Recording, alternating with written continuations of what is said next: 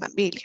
Pero vamos a partir del concepto y nos dice Borda, para que veamos algunos de los conceptos que se tienen dentro de la doctrina, que dentro del concepto de alimentos están incluidos los recursos indispensables para la subsistencia de una persona, teniendo en cuenta que no solo son sus necesidades orgánicas elementales, sino también aquellos medios tendientes a permitir una vida decorosa.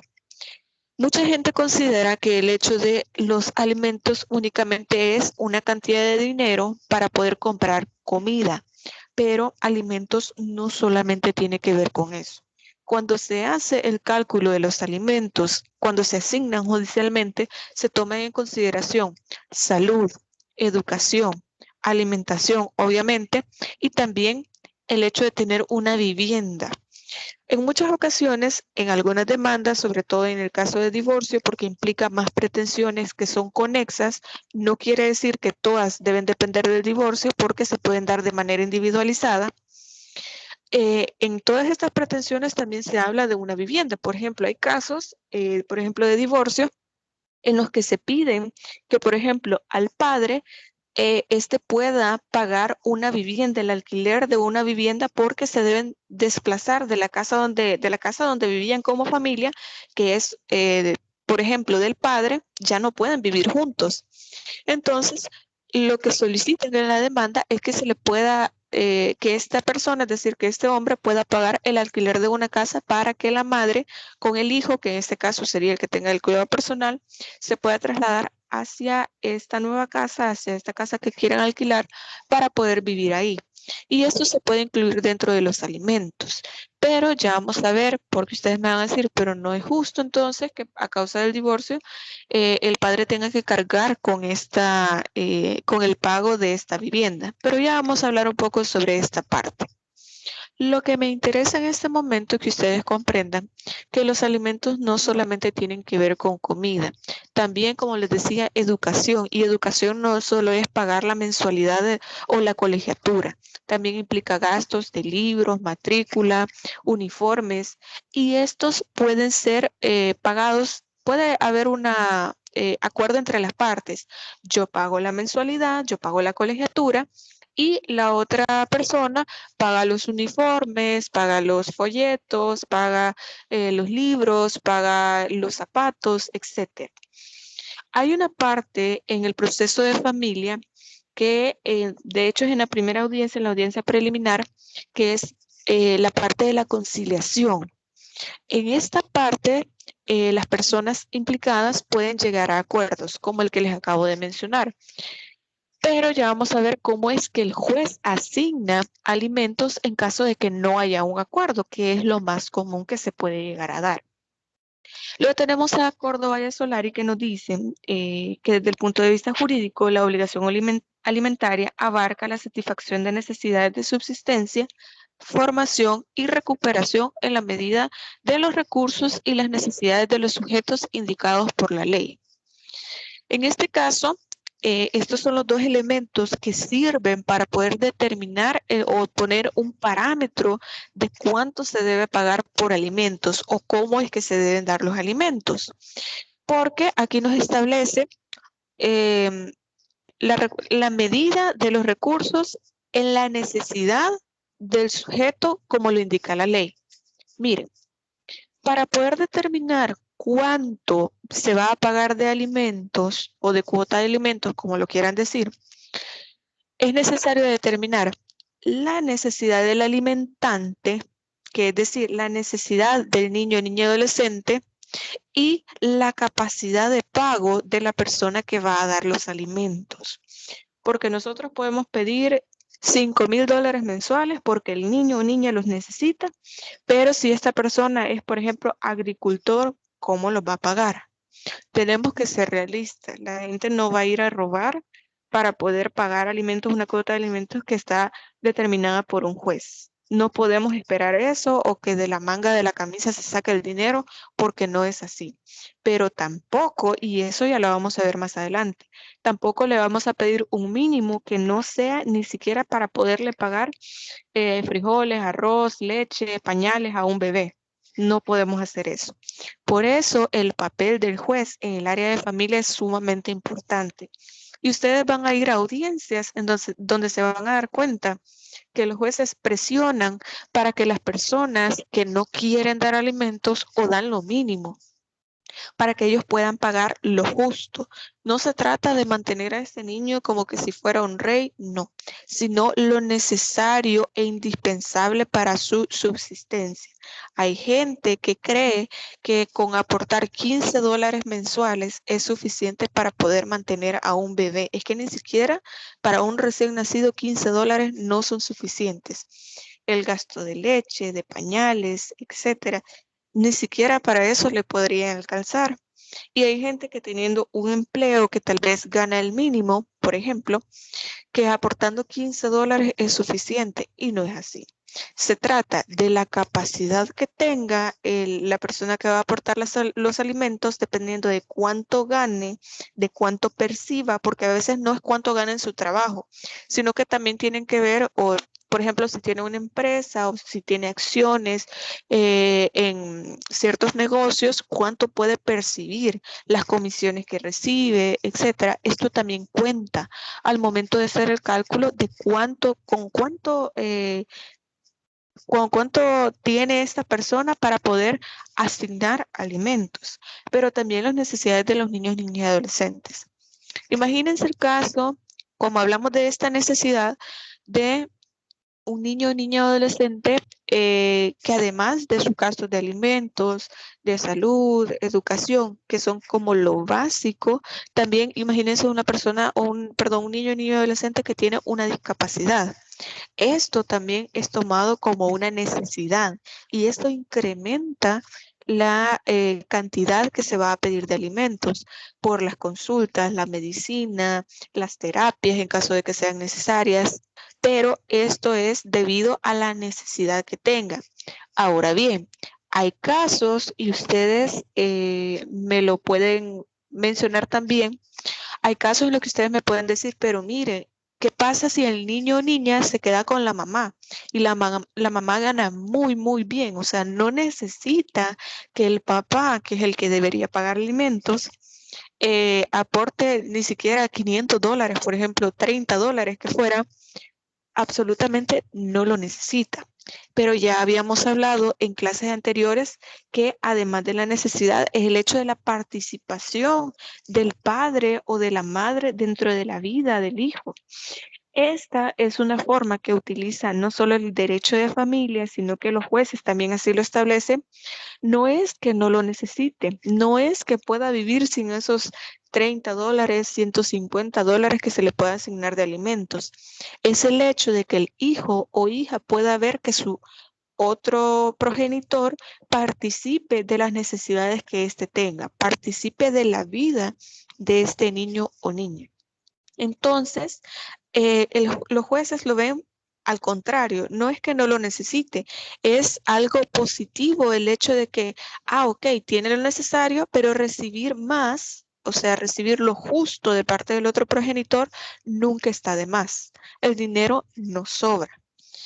Pero bueno, este es como el aspecto más importante dentro del concepto de alimentos. Y nos dice Velucio, se entiende por alimentos el conjunto de medios materiales necesarios para la existencia física de las personas y en ciertos casos también de su instrucción y educación. Esto porque también debe tomar en cuenta la asistencia médica, gastos de enfermería, la educación, intervenciones quirúrgicas, etc. Lo que interesa acá es que el niño o niña adolescente a quien se le va a dar alimentos pueda contar con todos los medios necesarios y justos para su subsistencia y que esta subsistencia sea digna. Si ustedes se dan cuenta, en la pregunta que teníamos de metacognición hablábamos de una vida digna. En el artículo 2 de la Constitución se habla del derecho a la vida, pero jurisprudencialmente se ha hablado, y esto también ya se los había comentado, de tener derecho a una vida digna. Tener una vida digna implica tener todos los medios suficientes para poder subsistir, pero de una manera que sea justa. Entonces, este concepto de vida digna también es aplicada a la parte de los alimentos, sobre todo cuando algún proceso tiene que ver con niños, niñas y adolescentes, siempre se trata de ser garante de la mayor cantidad de derechos que se pueda. El artículo 247 del Código de Familia define que son alimentos las prestaciones que permiten satisfacer las necesidades de sustento, habitación, vestido, conservación de la salud y educación del alimentario, es decir, del niño, niña y adolescente. Pero en la definición legal de alimentos que se consigna en el Código de Familia, no se considera expresamente el derecho a la recreación como parte integrante de lo que debe entenderse por alimentos, que es una de las facetas importantes para poder vivir. También uno de los derechos fundamentales, y no solo fundamentales, también los derechos de los niños, niñas y adolescentes, y ustedes los pueden ver en la Convención sobre los Derechos de los Niños, y también lo pueden ver en la Lepina.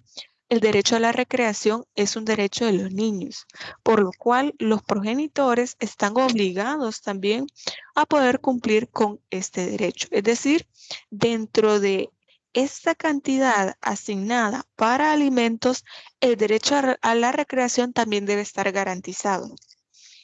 Pero esto es bastante subjetivo y debe ser establecido por un juez. Es decir, no se trata de que vamos a mandar al niño a recrearse a un viaje a París. No se trata tampoco de eso, sino lo que es justo, lo que es necesario para que los niños y niñas puedan distraerse, puedan divertirse. No es necesario mandarlos, como les digo, a Disneylandia tampoco, pero sí que puedan tener una cierta cantidad dentro de esta cuota de alimentos para que puedan ir a un parque, para que puedan ir a no sé, un centro turístico, para que puedan ir de paseo a algún lugar bonito, etc.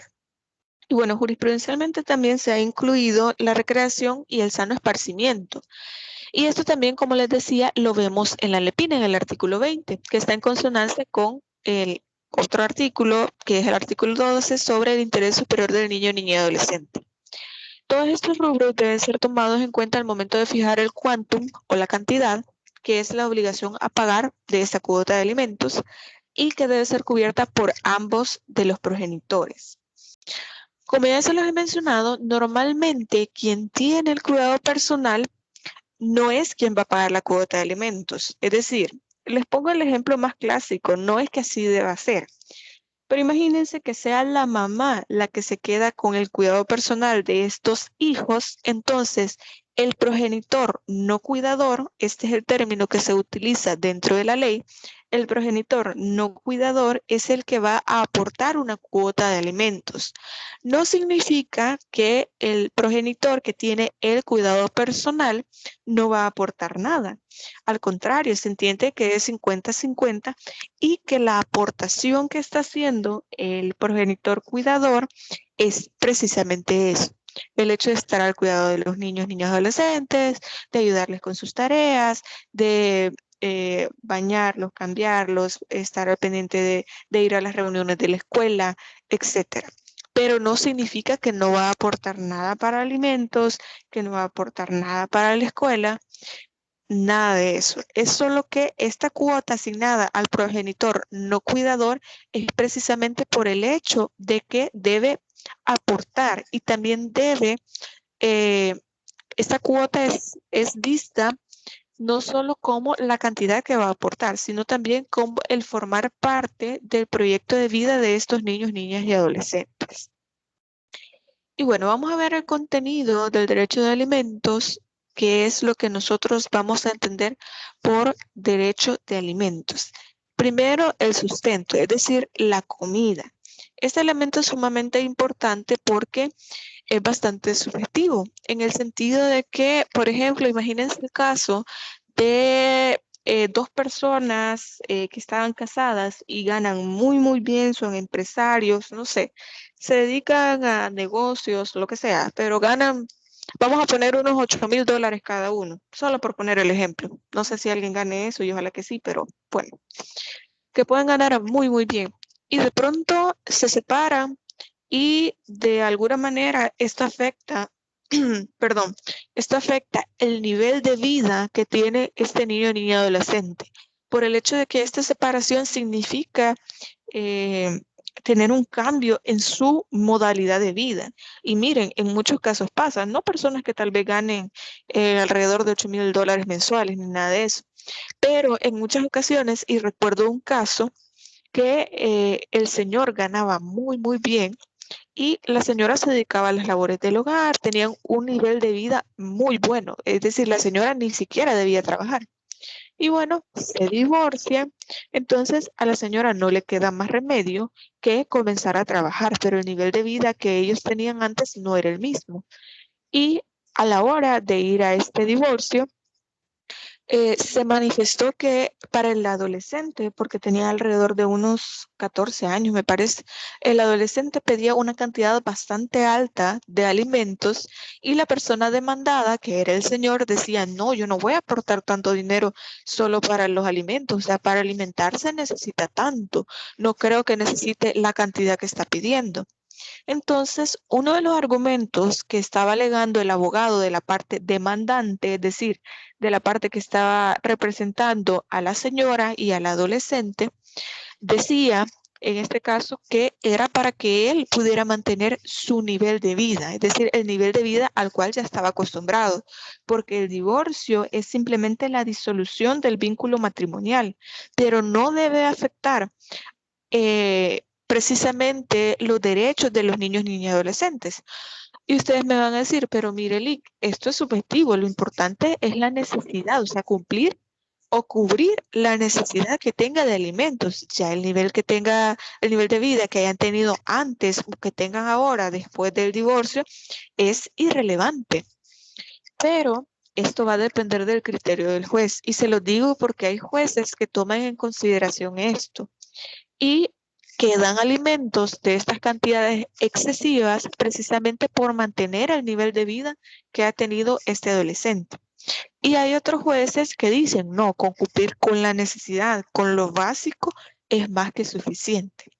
Pero también tenemos en la otra cara de la moneda, en la cual yo les mencionaba, establecer o pedir más bien, bueno, más bien sería ofrecer $15 para cualquier niño, niño, adolescente. Es que ni siquiera que esté recién nacido, como les menciono, $15 no es suficiente. Si ustedes se ponen a hacer la cuenta, son como 50 centavos al día para que ese niño pueda subsistir. Y los niños comen 3 tiempos, como todas las personas comemos 3 tiempos, más vestido, educación, recreación, vivienda, etcétera, no es suficiente. Pero ya vamos a hablar del cuánto, de cómo se puede calcular este mínimo o este máximo que se puede pedir de alimentos. Otro elemento importante es la vivienda, es decir, la habitación. Es el deber del padre alimentario y de la madre en relación a sus hijos e hijas menores de edad, el cual debe asegurarle su domicilio y debe ser una vivienda adecuada y segura e higiénica, así como proteger algunas medidas para su integridad física y moral. Todo esto porque en muchas ocasiones, como les mencionaba el ejemplo hace un ratito, y yo les decía, de que en muchas ocasiones únicamente se cuenta con una vivienda, que es la vivienda donde estaba la familia, donde estaba el padre, la madre y los hijos, y de pronto el hecho de divorciarse implica que uno de los dos debe irse de la casa. Pero ¿qué pasa si es el progenitor no cuidador el que se queda o el que es propietario de la casa? Quienes se tienen que ir es, por ejemplo, la madre o el padre con los hijos a otro lugar, pero no tienen a dónde ir. Entonces, dentro de la demanda de alimentos también eh, se puede agregar una cierta cantidad para poder pagar el alquiler de una casa. No siempre es el 100% del alquiler de la casa, pero sí una parte, porque lo que interesa es poder asegurarle una vivienda a estos niños, niñas y adolescentes. En muchas ocasiones hay otra figura en derecho de familia que se llama vivienda de uso familiar, es decir, una casa que sea de uno de los progenitores, en este caso puede ser el progenitor no cuidador, es decir, el que no se queda con el cuidado personal de los niños, niñas y adolescentes, el que puede, se le puede solicitar esta vivienda para uso familiar, es decir, que esta casa no puede ser vendida, enajenada, es decir, no puede ser hipotecada, etcétera, hasta que sus hijos todos cumplan la mayoría de edad. O sea, si tiene más de un hijo, hasta que el último en edad cumpla los 18 años. ¿Por qué? Para poder asegurar que tienen una vivienda. Pero esa es otra figura que vamos a ver después. Lo que importa acá, y quiero que ustedes tengan claro, es que la vivienda también cuenta dentro de lo que se va a solicitar para alimentos. Luego tenemos el vestuario, ya que este es otro derecho que debe asegurar el alimentario. Y bueno, sin importar las condiciones económicas en las que se encuentre, pues también debe sufragar este derecho a la vestimenta, porque eso está vinculado con la realidad física del niño, niña y adolescente. En muchas ocasiones nosotros vemos a niños o niñas en extrema pobreza, en la cual un niño anda un chorcito, de ahí la niña solo anda camisita, de ahí el otro niño solo anda con pañales, si es que anda pañales o no anda desnudito, pero es precisamente porque en muchos casos la realidad, es decir, la situación económica que viven las personas no les da para poder cubrir las necesidades físicas de todos sus hijos. Este es un tema que nosotros hablábamos en Género y Derecho, el hecho de que tener tantos hijos a veces no es tan positivo porque descuidamos las verdaderas necesidades de estos niños o niñas, al punto en que tenemos para comprarle una camisita a uno, pero no para todos. Entonces, el hecho de hablar del vestuario también implica cubrir esta realidad física del niño, niña y adolescente. Porque dentro de los alimentos no solo es darle vestuario, asegurarle una casa, si se enferma, comprarle las medicinas, sino también un vestuario un vestuario debido a que es importante, es un derecho que también se menciona dentro de la Convención sobre los Derechos del Niño. Además, el vestuario incluye los uniformes, que es otro derecho. Obviamente la parte de la educación no solo son los libros y pagar la colegiatura. Y bueno, en el derecho a la salud, pues ya como se lo imaginarán ustedes, incluye las consultas, incluye el medicamento, incluye, por ejemplo, si internan a estos niños o niñas, también lo incluye.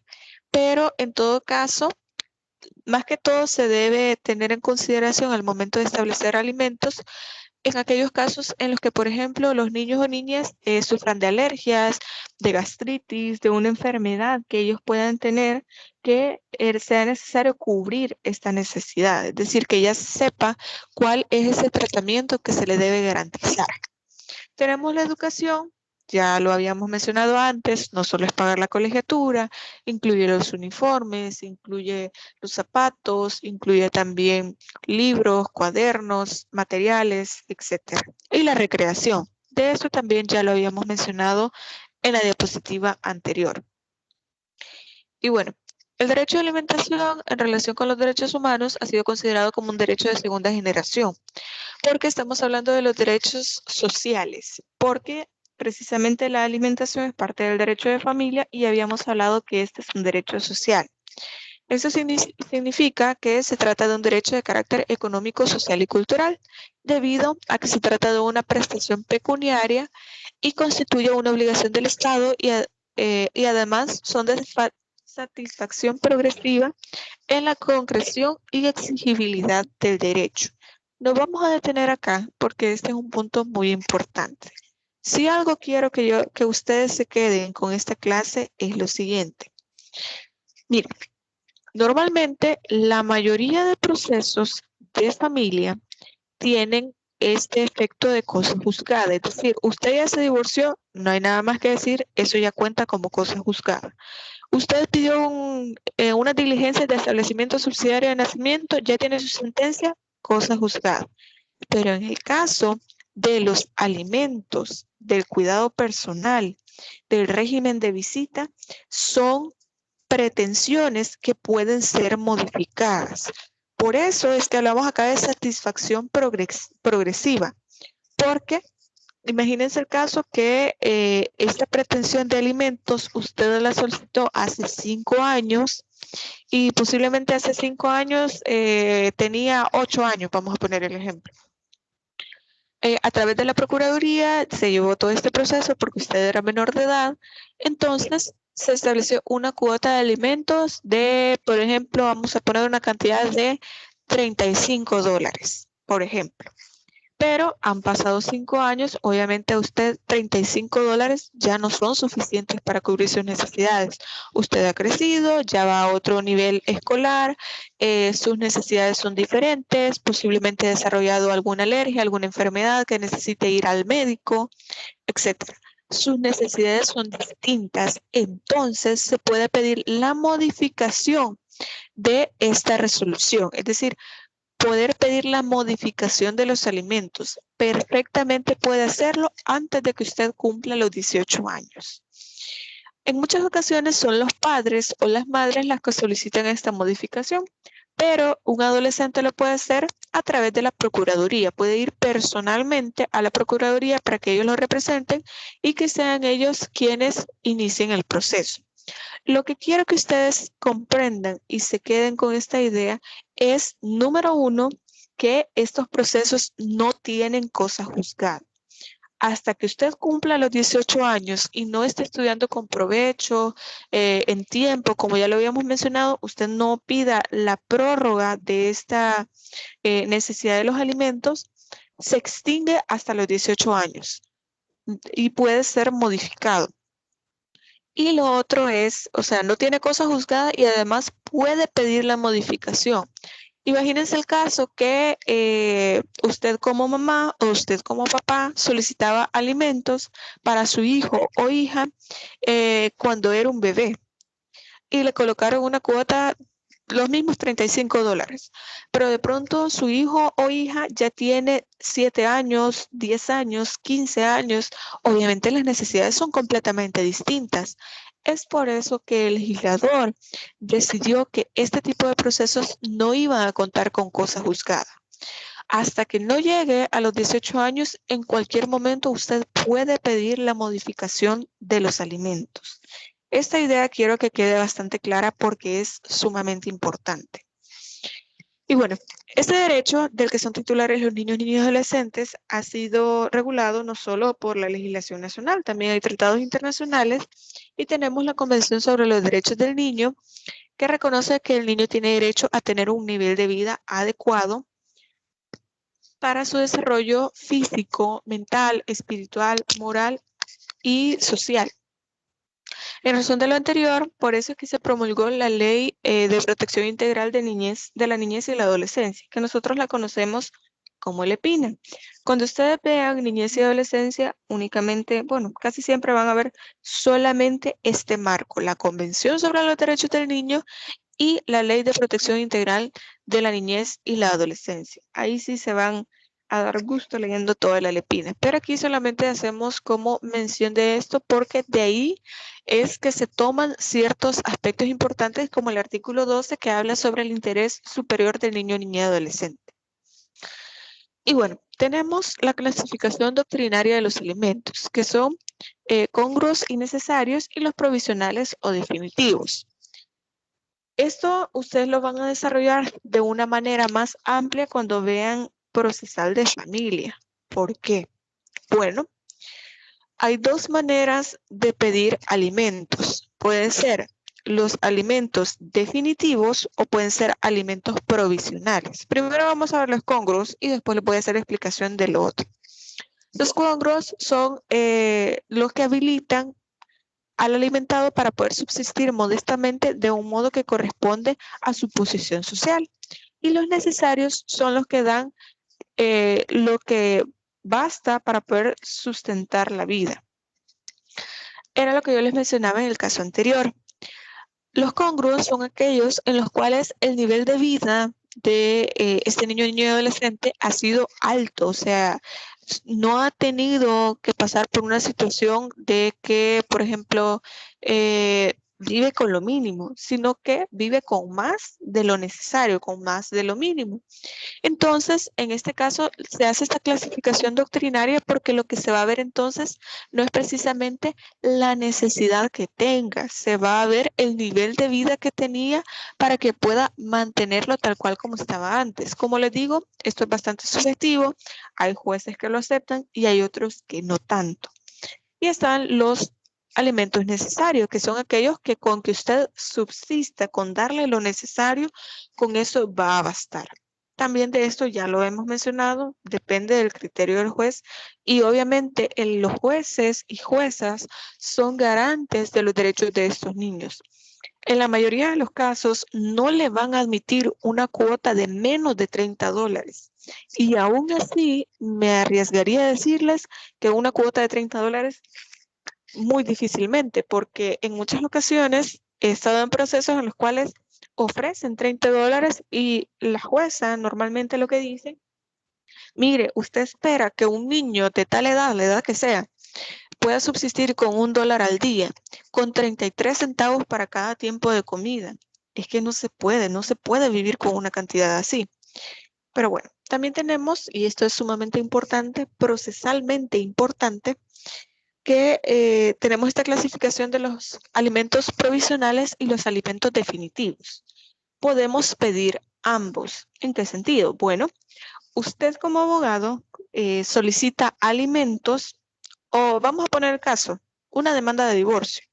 Y dice, mire, venimos a solicitar el divorcio, pero dentro de los alimentos, usted dice, mire, vamos a solicitar alimentos de carácter provisional, o sea, en lo que dura el proceso, para que esta persona a la que yo estoy demandando pueda darle alimentos a este niño o niño adolescente durante todo este proceso y le va a tener que dar $45 mensuales hasta que finalice el proceso y posteriormente se va a pedir una cuota de alimentos definitiva, por ejemplo, de unos $50. Pero provisionalmente, desde el momento en que se admite la demanda, va a tener que dar estos $45. ¿Y esto por qué? Lo vemos en el artículo 255 del Código de Familia y establece que es un derecho esos alimentos provisionales y son los que se dan mientras se ventila el juicio, la obligación de prestar alimentos y desde que se ofrezca el fundamento razonable para ello. Es decir, mire, es necesario que se den estos alimentos provisionales porque mi mandante está desempleada y se necesitan estos alimentos para la subsistencia de este niño o niña adolescente, para poder pagarle un tratamiento a este niño o niña adolescente, para poder pagar las colegiaturas, etcétera.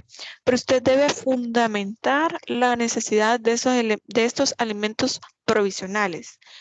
¿Se pueden pedir? Sí. Si el proceso dura 6 meses, 6 meses va a tener que pagar a estas personas si el juez o jueza lo admite. Y dentro del proceso se va a ventilar toda la prueba, se va a ventilar todo el proceso, lo que resta del proceso, para poder establecer cuánto se va a pagar de forma definitiva. Puede que se mantenga lo que se está pagando provisionalmente o puede que aumente o disminuya lo que se ha estado pagando provisionalmente para que se pague de forma definitiva. Y los alimentos definitivos son los que se establecen al momento de finalizar el juicio, es decir, en la sentencia se va a colocar de forma definitiva una cantidad que se va a pagar hasta que se extinga la responsabilidad parental, es decir, hasta los 18 años, excepcionalmente si no hay una de las causales de las que estuvimos hablando la clase anterior, que podía ser por la necesidad de estos alimentos, por estar estudiando en tiempo, con provecho, etcétera. Pero se puede realizar de estas dos formas. Si voy muy rápido, si algo no se está entendiendo, por favor me lo hacen saber. Este tema de alimentos es bastante amplio y estoy tratando de explicar lo más que puedo, pero son bastantes cosas que todavía me hacen falta poder seguir explicando. Así que voy un poco rápido por eso, pero si alguna idea no se entiende, por favor me lo hacen saber. Y bueno, dentro de las características de esta obligación a dar alimentos y a recibir alimentos está en que es recíproca, es decir, hay alguien que da alimentos y alguien que lo recibe. es divisible en el sentido en el que las personas pueden dividirse esta obligación y así debería ser. Si se tiene a ambos progenitores, ambos en cantidades similares o equivalentes, pueden y deben aportar alimentos a sus hijos. Como se los he mencionado, el hecho de que tengan un progenitor cuidador y que el otro progenitor les dé alimentos no significa que el progenitor cuidador, quien tiene el cuidado personal, no va a aportar nada. No significa eso. Ambos, de forma equivalente, deben aportar para los alimentos de sus hijos e hijas. Es personal e intransferible, pero ya vamos a ver que hay una excepción a este tipo de casos. Ya vamos a hablar de esto, cuando deja de ser personal y cuando puede ser transferible, o al menos de forma subsidiaria, y esto ya lo establece el Código de Familia.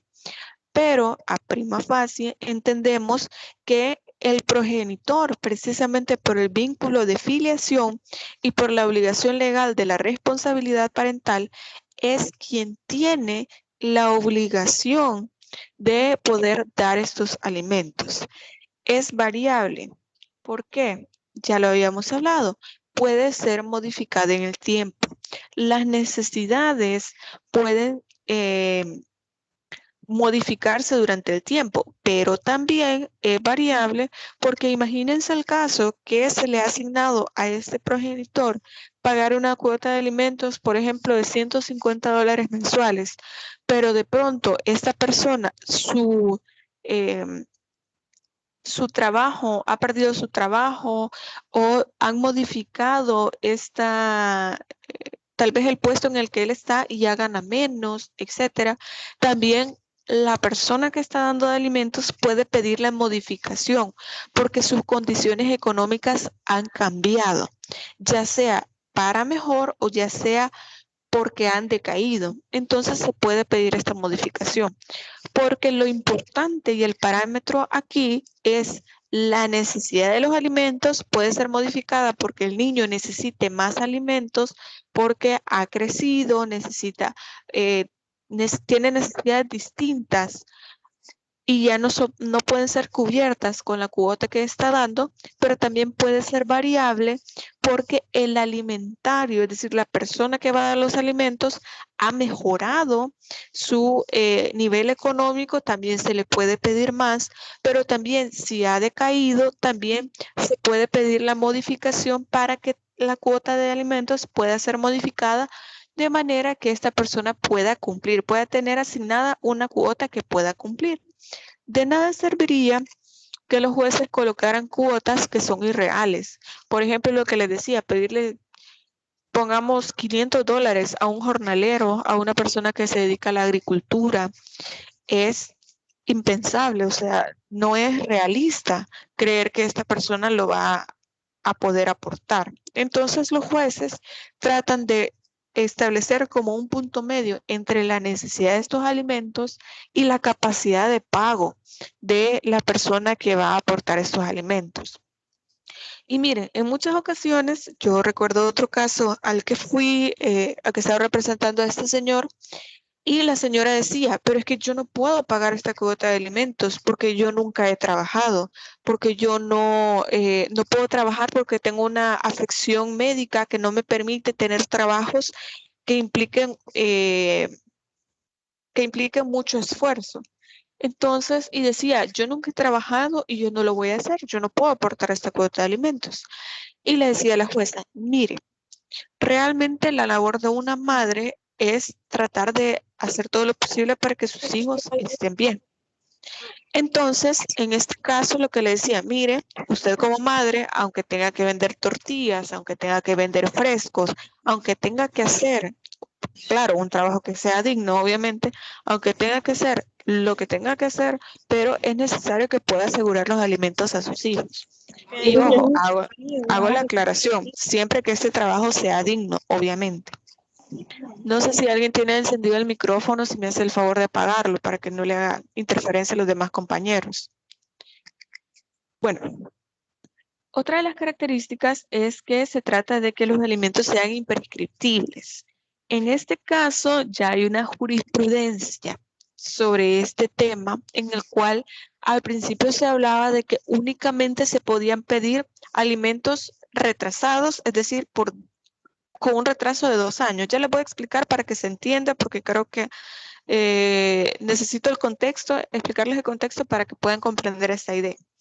Imagínense el caso de que se da una declaración judicial de paternidad, es decir, que esta persona no había sido reconocida por el progenitor biológico y se llevó a un proceso de declaración judicial de paternidad, es decir, fueron al juicio, hicieron prueba de ADN y obviamente en la prueba de ADN se determinó que esta persona es hijo de esta otra persona.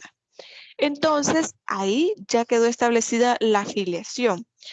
Y para esto ya vamos a ver cuáles son los requisitos para poder pedir alimentos, pero se tiene que poder establecer o demostrar la filiación.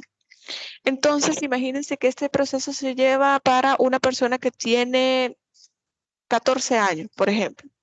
Entonces, antes se decía que si a esta persona la reconocieron a los 14 años, a la edad que sea, siempre que no tenga 18, obviamente, se pueden pedir alimentos de los 2 años anteriores, o sea, haciendo el cálculo de las necesidades que esa persona no pudo cubrir los 2 años anteriores.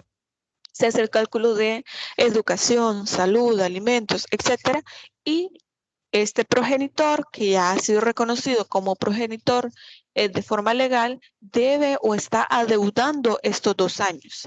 Sin embargo, a través de la jurisprudencia se ha establecido que ahora es imprescriptible. Usted puede pedir alimentos de todos los años que esta persona no le dio alimentos. Pero ya vamos a hablar un poquito de eso más adelante. Dentro del código de familia vamos a poder establecer quiénes tienen la obligación alimenticia. Y dice que se deben recíprocamente alimentos los cónyuges, los ascendientes y descendientes hasta el segundo grado de consanguinidad y los hermanos. Pero en este caso vemos que esto se da al menos entre los cónyuges durante el matrimonio. Por eso se dice con los cónyuges. Hay mucha gente que de forma equivocada considera me voy a divorciar, le voy a pedir una pensión para mí, no para mis hijos, para mí, para que me mantenga aunque yo ya esté divorciada de esta persona. Y no es así. Esta es una idea errónea. Se piden alimentos para los hijos. Cuando se habla de obligación alimenticia es durante el matrimonio, es decir, durante el matrimonio tienen el deber de cooperación, el deber de los gastos familiares, etcétera, de poder proveerse alimentos uno al otro. Porque se entiende que en este proyecto de vida que comparten, uno debe cooperar con el otro en caso de que el otro no pueda. Pero en el caso de un divorcio, se entiende que quienes tienen el derecho de pedir alimentos son los hijos e hijas. Pero si usted considera o se piensa comúnmente de que entonces, yo como ex esposa ahora voy a pedirle alimentos para que me mantenga, esto no es así, esto no existe. A menos, y está esta figura de alimentos de forma especial, ya le voy a leer exactamente cómo es la figura, permítanme.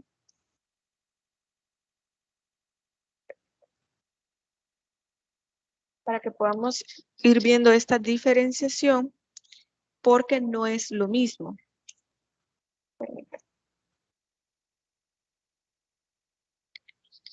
Hay otra figura que se llama pensión alimenticia especial y está regulada en el artículo 107 del Código de Familia y dice: cuando procede a decretar el divorcio y el cónyuge no ha participado en los hechos que originaron el divorcio en este caso, pero que quien lo originó adoleciere de discapacidad o minusvalía que le impida trabajar o hubiera sido declarado incapaz y no tuviera los medios de subsistencia suficiente, el divorcio se decretará estableciendo el pago de una pensión alimenticia y se fijará de acuerdo con las posibilidades económicas del obligado y con las necesidades especiales del alimentario, aplicándose además las reglas generales prescritas para los alimentos. Este caso es sumamente especial, es como la excepción de la regla. Y también en la experiencia que he tenido yendo a algunos procesos, se dio el caso de que esta señora tenía una afección en el corazón. El señor estaba viviendo en Estados Unidos y ellos pedían el divorcio porque ya llevaban muchísimos años divorciados, perdón, separados. Él estaba en Estados Unidos y ella estaba acá con la hija. Entonces, ellos estaban pidiendo el divorcio y la cuota de alimentos para la niña. Pero también se pidió una pensión alimenticia especial porque en este caso la señora estaba muy mal de salud. O sea, ella de verdad que no podía trabajar, no podía hacer absolutamente nada porque si aún caminar para ella le generaba una condición física bastante, o sea, le generaba bastante daño a ella. Entonces trataban de hacer lo posible porque ella no se levantara de su cama, no caminara mucho, no hiciera mayor esfuerzo porque realmente no podía hacer nada por esta afección que tenía en el corazón y también era necesario que la operara. Entonces, en este proceso se solicitó la pensión alimenticia especial y también se le solicitó al ahora ex esposo que si podía en esta cuota de, de esta pensión alimenticia especial agregar un poco más para poder colaborar dentro de la operación de esta señora, a lo cual él dijo de que él estaba de acuerdo, precisamente porque él sabía la necesidad que tenía de que ella pudiera sobrevivir para poder cuidar a la niña, porque él no podía cuidarla porque estaba allá y él allá ya tenía otra familia. Entonces su condición económica allá era muy buena. Entonces a él no le generaba mucho perjuicio el hecho de poder ayudarle con la operación a la señora. Pero bueno, esto solo para que veamos que realmente esta es una condición especial, no es en la generalidad de los casos. Y también hablamos de los ascendientes y descendientes porque en el caso, por ejemplo, de los adultos mayores, ellos también pueden pedir cuota de alimentos a los hijos. Esto lo vamos a ver en otra clase cuando hablemos de los derechos de las personas adultas mayores. Ellos pueden solicitar alimentos porque su condición de ser adultos mayores ya no les permite trabajar y en pro de los derechos de la familia, de todos los miembros de la familia, la ley ha establecido una obligación en la cual se pueden pedir alimentos a los hijos, a los nietos, por eso se habla hasta un segundo grado de consanguinidad. ¿Usted le puede pedir alimentos a sus abuelos? Sí, y sus abuelos le pueden pedir alimentos a ustedes, sus papás les pueden pedir alimentos a ustedes y así, siempre que esté dentro de los ascendientes y descendientes hasta el segundo grado de consanguinidad. Y también sus hermanos pueden hacerlo, pero sobre esto ya vamos a hablar un poquito más adelante. Ahora bien, la exigibilidad de la obligación alimenticia. Al menos entre parientes se entiende como un deber de asistencialismo, es decir, de un deber asistencial acotado por el pariente de mayor edad que requiere exclusivamente para la subsistencia, la habitación, vestuario, etc. Pero el pariente que pide de otros alimentos con ese alcance tiene la obligación de poder probar que carece los medios para poder subsistir por sí mismo. Lo que hablábamos en la diapositiva anterior. En el caso, por ejemplo, de los adultos mayores o de los hermanos que posiblemente tienen alguna discapacidad o son declarados incapaces y por ello no pueden subsistir por sí mismos, les pueden pedir alimentos a ustedes o puede ser este el caso que se les presenta a ustedes cuando sean abogados. También la relación alimentaria entre los cónyuges es el deber asistencial recíproco en sentido amplio determinado por el nivel económico que goza la familia con base en los recursos de ambos esposos. De la institución jurídica familiar de los alimentos nace la relación jurídica bilateral que está integrada por el acreedor alimentario, es decir, quien demanda alimentos, y el deudor alimentario, quien va a dar estos alimentos. Y tenemos la relación alimentaria entre padres respecto de sus hijos menores de edad. Permítanme. De sus hijos menores de edad. Y se trata de un deber asistencial mucho más amplio, ya que los padres y las madres deben a sus hijos e hijas menores de edad una prestación que comprende todo lo necesario para su alimentación. Esto ya lo estuvimos hablando, no me voy a detener mucho en esto porque necesito avanzar en otros aspectos importantes. ¿Cuáles son los requisitos para la prestación de alimentos? Primero, acreditar el parentesco, es decir, que usted puede decir, este es mi hijo o este es mi papá, este es mi hermano y me está pidiendo alimentos, mi abuelo, mi nieto, etcétera. Que usted pueda demostrar la afiliación en el caso de que se trate de padres a hijos o el parentesco en caso que se trate de alguno de los miembros de la familia.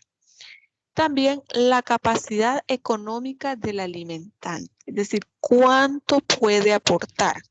No es lo mismo una persona que gane el mínimo en el sector servicio y comercio, que son $365, a lo mínimo que puede ganar una persona, por ejemplo, en el caso de dedicarse a la metalurgia, dedicarse a ser jornalero, a ser agricultor, a ser taxista, etcétera. No es lo mismo. Entonces, por eso se debe evaluar la capacidad económica del alimentante. Luego tenemos la necesidad del alimentario y de esto ya habíamos hablado. ¿Cuánto necesita para su subsistencia? Debemos tomar en cuenta lo que ya habíamos mencionado: educación, salud, alimentos, vestuario, vivienda, recreación, etc. Y algunos elementos sumamente importantes para su subsistencia y para que tenga una vida digna. También la condición personal del alimentante y del alimentado. Todo esto, y hablamos de la condición personal, porque tenemos el caso de que hay personas que dicen, sí, mire, yo gano los 365, que son el mínimo en el rubro de servicio y comercio, pero es que yo tengo préstamos porque estoy pagando el carro, estoy pagando la casa, estoy pagando un préstamo que tuve que sacar para unos muebles, por ejemplo, o porque yo estuve enfermo y tengo que pagar un crédito por la enfermedad que yo estuve ingresado y no terminé de pagarle al hospital, etcétera. Pero es importante mencionar que en el caso de los alimentos establecidos en favor de los niños, niñas y adolescentes, estos gozan de una preferencia al garantizar estos derechos. Es decir, el juez va a preferir que se le descuente de planilla a esta persona los alimentos a que usted termine de pagar un crédito. Y no es por hacerlo adrede o por una situación que le pueda causar un perjuicio a la persona, sino que se entiende que es imperativo garantizar estos derechos de sus niños, niñas y adolescentes. Porque hay gente que de manera dolosa comienza a sacar créditos, a prestarle a otras personas, a comprar muebles, casa, carro, etcétera, para no pagarle a sus hijos. Y yo les he mencionado este caso, que por ejemplo, se dio este caso de que este señor se le descontaba de planilla por la naturaleza de su trabajo, se le descontaba de planilla la cuota de alimentos y él prefirió renunciar a pagarle alimentos a esta niña, a pesar de que vivía enfrente de su casa, de la casa en donde él estaba viviendo, no quería tener ningún tipo de relación con ella, renunció para no pagarle alimentos. Y todo esto se entiende que es de carácter doloso y hay gente que comienza a sacar créditos para no pagar alimentos. También hay otra cuestión importante que no sé si la coloqué aquí en la diapositiva, pero también se puede dar. Los alimentos no solo se pagan en dinero, o sea, no solamente usted puede entregarle el dinero en efectivo. Yo les recomendaría que ustedes como abogados, y abogadas, cuando ya salgan a la práctica y si se quieren dedicar a esa parte del derecho de familia, siempre aconsejen que si se van a pagar alimentos extrajudicialmente, es decir, que a ustedes le dicen, mire, es que nos queremos divorciar, pero yo todo este tiempo le he estado pagando y le doy el dinero en efectivo. No, siempre recomienden que sea a través de depósito bancario. ¿Por qué? Fácilmente les pueden decir a ustedes, miren, es que esta persona nunca me ha dado alimentos, nunca me ha dado dinero para el niño, nunca me ha dado dinero para la niña.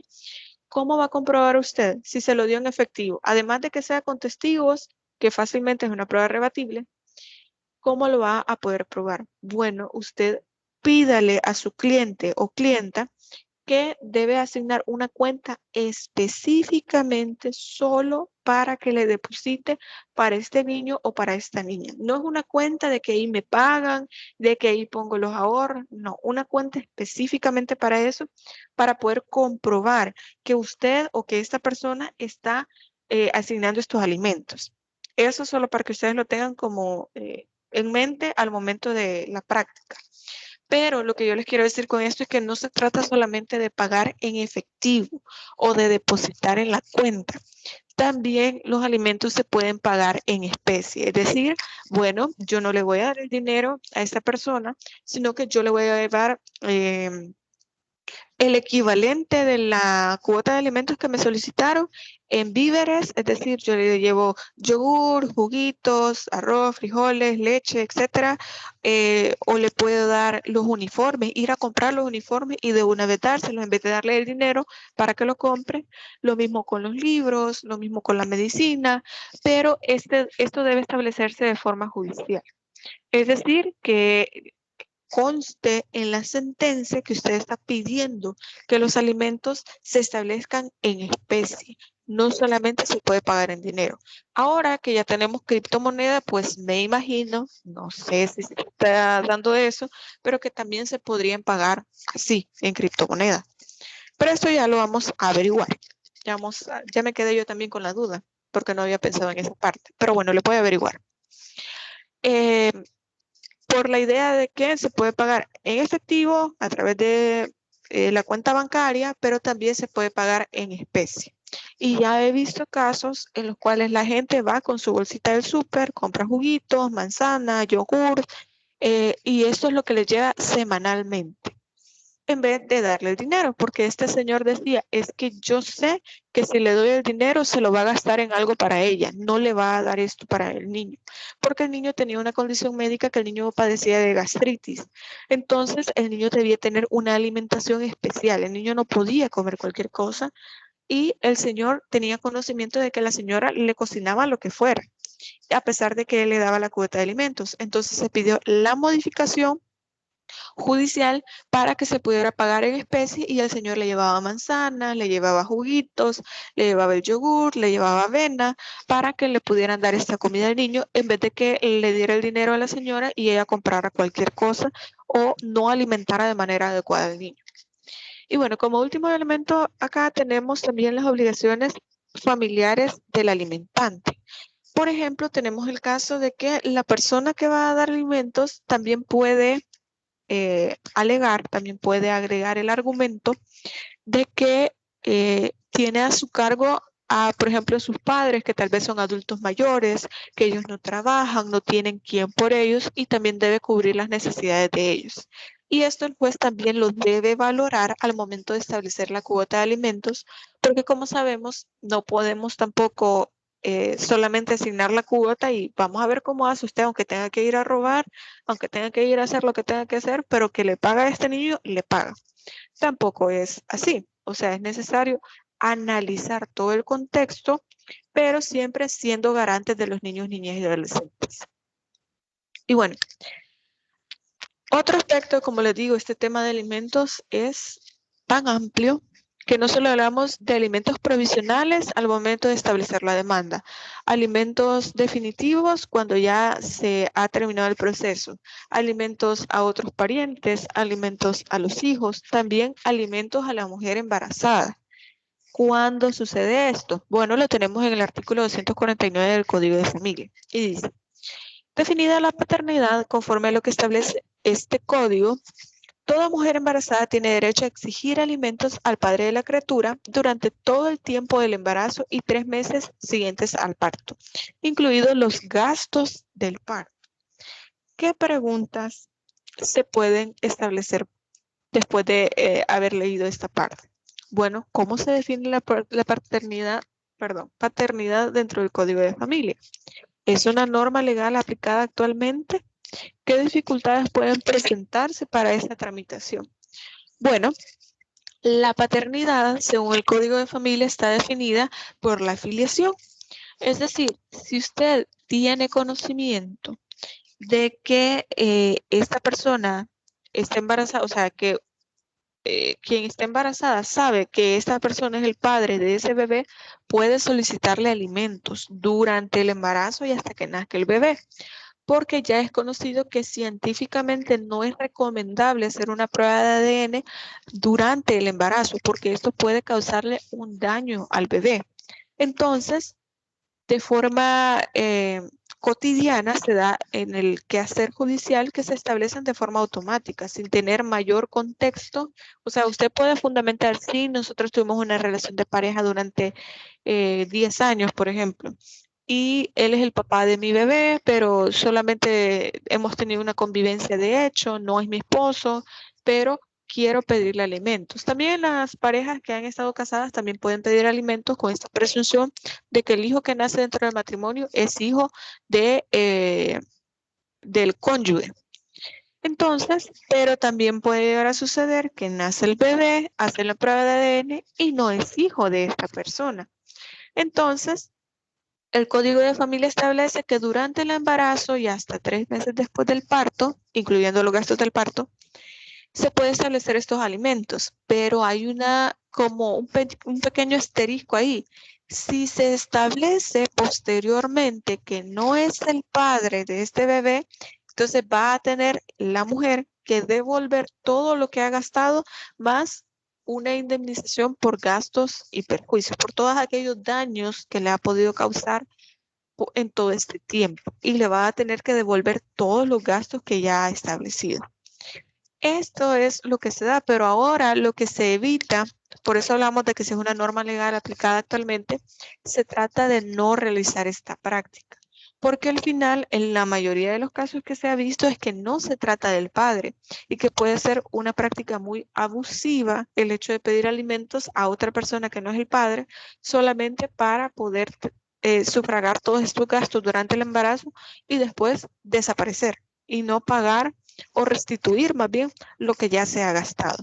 Por eso ahora son más cuidadosos respecto al establecimiento de estos alimentos a la mujer embarazada, porque lo que se busca es poder garantizar el derecho a la alimentación del niño y obviamente para que el niño, el bebé dentro de la madre se alimente, tienen que alimentar a la madre. Entonces, esto es considerado demasiado subjetivo. Y bueno, sobre esta exigibilidad de los alimentos lo tenemos en el artículo 253 del Código de Familia y nos dice de qué momento se entiende que se deben los alimentos o debe considerarse que se debe desde el emplazamiento del demandado. Bueno, esto va a depender. En primer lugar, se entiende que existe una exigibilidad de los alimentos si se han pedido de forma provisional desde el momento en que es admitida la demanda y se ha emplazado a la parte demandada. Desde ese mes, es decir, imagínense que usted interpuso esta demanda ahorita hoy es 8 de noviembre y de pronto es admitida por todo esto de la mora judicial, etcétera, es admitida el 1 de diciembre. Entonces se entiende que desde el mes de diciembre usted debe comenzar a pagar estos alimentos. Es decir, al final del mes de diciembre usted debe ir aportando esta cuota provisional, siempre y cuando en el emplazamiento que a ustedes le envíen, le coloquen ahí que ha sido admitido esta cuota de alimentos provisional. Y sí, se entiende que desde el emplazamiento del demandado se van a deber estos alimentos. La proporcionalidad. Dentro del artículo 254 se establece que se van a fijar por cada hijo. Es decir, miren, yo tengo 3 hijos y quiero pedirle $30. Y el juez lo primero que va a hacer es prevenirle. $30, ¿cómo? ¿Repartidos cómo? Bueno, ahí mismo le va a poner la prevención. Debe especificar cómo van a ser repartidos esos $30 que está solicitando. Usted, como buen abogado, que yo sé que ustedes van a ser buenos abogados y abogadas, van a colocar, bueno, son 3 hijos y estamos solicitando $40 para cada uno. 40 para el primer hijo, 40 para el segundo y 40 para el tercero. También como hablamos de esta variabilidad, también podemos ver que por el rango de edad, la cuota puede ir variando. Puede que al hijo mayor se pida un poco más que al menor, precisamente por las necesidades. Recordemos, tengamos todo el tiempo en mente que depende de las necesidades que tenga el niño o niña adolescente y con la edad van variando. Entonces puede que usted pida 45 para el hijo mayor, 40 para el segundo y 35 para el tercero. Obviamente como abogados nosotros tratamos de verificar la necesidad realmente antes de plantearle una demanda y lo que recomendamos es que se pida un poquito más de lo que realmente se necesita, porque ya dentro del proceso como que se negocia esa cantidad. Imagínense que lo que ustedes están hablando con su mandante es una cantidad de $50, que mire, $50 es lo necesario, lo suficiente para este niño. Piden 65. ¿Por qué? Les puedo asegurar que ustedes van a la audiencia, el juez ve, $65. Bueno, yo creo que 50 es suficiente, pero si ustedes ponen 50, es posible que le bajen un poquito más. Pero bueno, no nos vamos a detener acá. Artículo 254 nos dice que esto va a ser proporcional a la capacidad económica de quien está obligado a dar estos alimentos y la necesidad de quien los pide. Esto es lo básico que ustedes deben saber. Pero ¿cómo vamos a establecer la capacidad económica? Bueno, ya lo habíamos mencionado antes. Con que usted puede establecer, mire, aquí está una constancia de cuánto me pagan. Eso es lo que me pagan de planilla.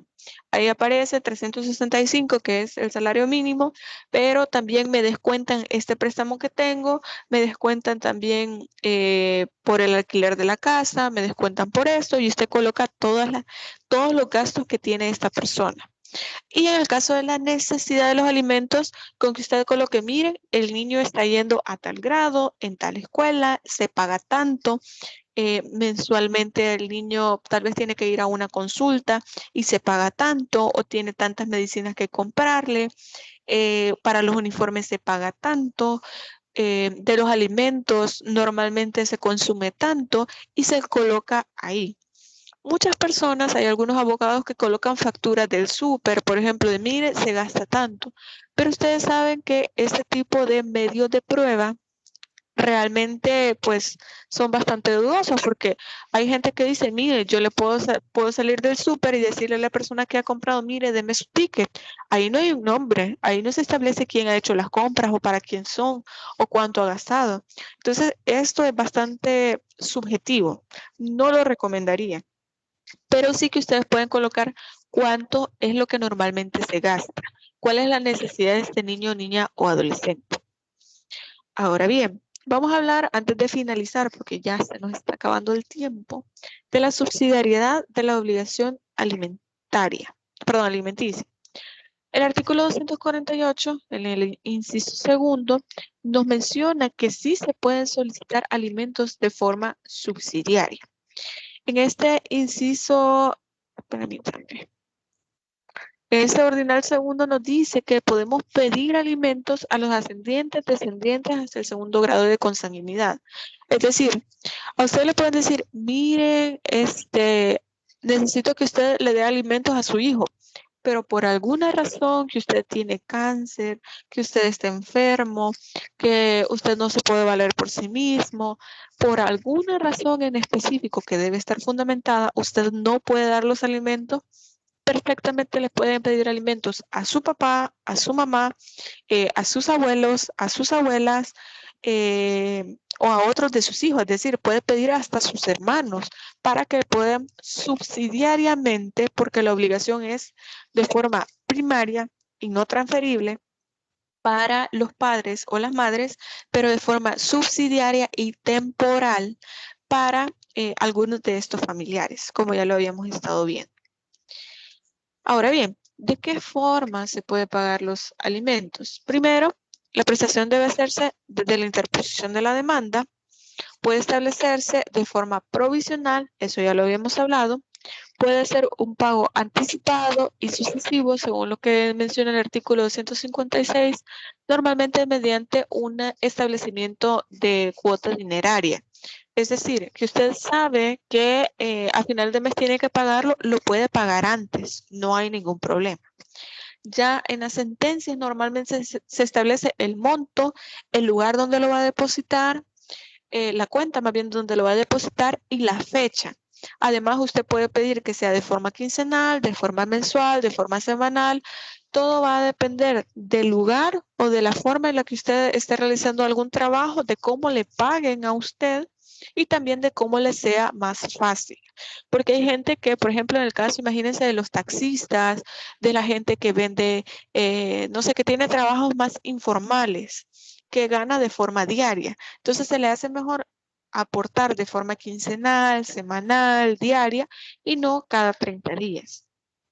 Y también, como ya se los había mencionado, y ya recuerde que se los había puesto, que también se puede el pago en especie, pero que esto debe ser mediante el criterio del juez. Si él o ella lo aprueba, entonces se va a poder establecer de esta forma. Y ya antes de finalizar, solamente quiero que veamos esto. Posiblemente veamos las últimas diapositivas de la otra clase, porque este tema es muy, muy amplio. La duración y la modificación de la pensión alimenticia. Los alimentos deben ser por ley. Se entiende que son concedidos para toda la vida del alimentario, siempre que persistan las circunstancias que legitimaron la demanda.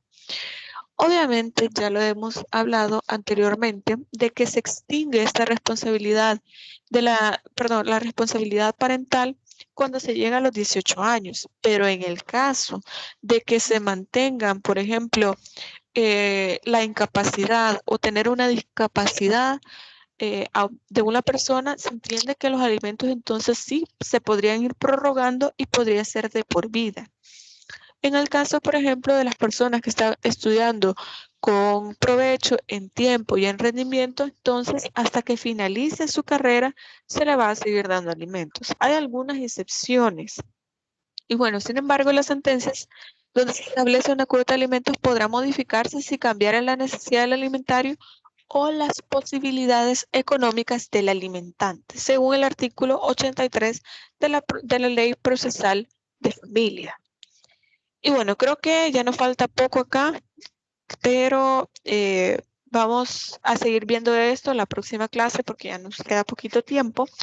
Así que nada más nos quedan alrededor de 2, 4, 6 diapositivas nada más. Espero que podamos tener un poquito de tiempo la próxima clase para poder finalizar. Nos vamos a quedar hasta acá. Les agradezco mucho por su presencia en esta videoconferencia, por su puntualidad y sobre todo por los que todavía están asistiendo a las clases, porque recuerden, aunque ya no solamente nos faltan 3 clases de contenido y una para los parciales, es necesario que ustedes siempre cumplan con la asistencia. Así que nos quedamos hasta acá. Les agradezco mucho. Y sí, la tarea va a estar disponible 2 semanas, es decir, ustedes la tienen para poder entregarla hasta el 21 de noviembre. Así que tienen tiempo. Yo sé que el 21 es asueto, pero es domingo, así que esperaría que lo puedan enviar el sábado si realmente se quieren tomar el 21 como asueto. Pero en todo caso, tienen hasta ese día el buzón disponible. Bueno, se lo voy a colocar, mejor dicho, la próxima semana para que ustedes lo puedan entregar la tarea. Así que no sé si tienen alguna otra duda, consulta, algo más que quieran agregar. Bueno, nos vamos a quedar hasta acá entonces. Espero que estén muy bien. Cuídense mucho. Y por cierto, ya puse las notas del laboratorio 1. Ya les califiqué. Así que pasen feliz tarde y buen provecho a todos.